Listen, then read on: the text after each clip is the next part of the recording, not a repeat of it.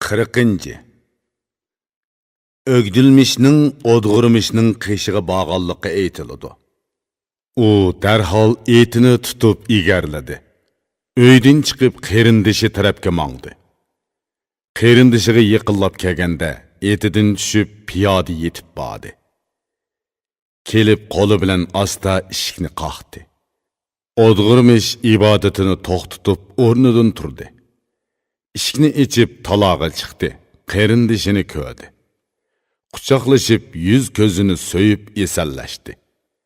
Qo'lidan tutib shu an uyga boshladi. O'rin ko'rsatdi. Qo'lidan tutib yenida o'ltirdi. O'zi qerindishini ko'rib bak so'yindi. Ko'p hamdu sano aytib Xudoga shukr qildi. Kishi ayrilib, istab kelib yana salomat ko'rsa, nima degan ajoyib shodlik bu, ha? Qerindishidan yiroqlashib, yana qaytadan yiqillashish nima degan yaxshi ish, ha? Qara, mehribon qerindosh o'z qerindishiga yiqillik ko'rsatsa, nima degan chiroyli bo'ladi, ha, adash? Qerindoshga qerindoshning ko'ngli mehribonlik bilan yaqin bo'lsa, nima degan go'zal. Chin ko'nglidan yaqinlik qilg'uvchi mehribon qerindosh nima deydi, angla.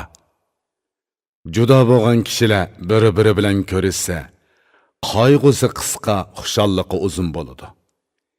Kishi ayrilib, yana bir-biri bilan salomat ko'rishsa, nima degan yaxshi. Odg'urmishning o'gdilmishga savoli.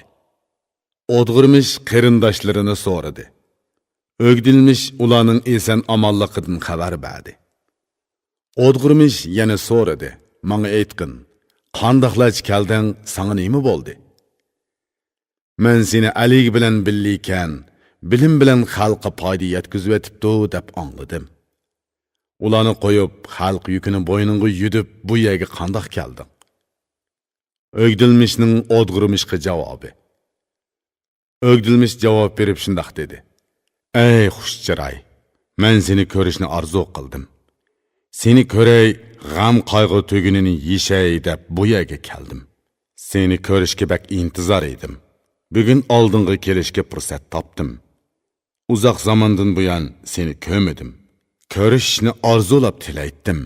Paytiga erishamedim. Endi vaqti keldi, mana o'zim kelib sen bilan uchrashdim. Buningga shukr deyman. İnsan o'zi eson omon bo'lsa, tilikiga yetadigan ey mehribon qo'zam. Ayrilish paytlarini beshidan kechirgan, seg'inishni his qilgan kishi nima deydi, angla. İnsan tirik bo'lsa, tilikiga yetadi. Tilakka yetish uchun hayotlik bir sarmoyadir. İnsan hayot bo'lsa tepishidi. Eson bo'lsa, ayrilganlar qo'sha olaydi. Hayotlikni tila, orzuni tilama. Arzuga yetish uchun hayotlik yo'lakdir. Xudo oxir menga tilikimni berdi. Eson omon sana qovuştum. Bu so'zdan keyin yana bir so'zim bor. Anglashni xohlasang, bunimi aytay.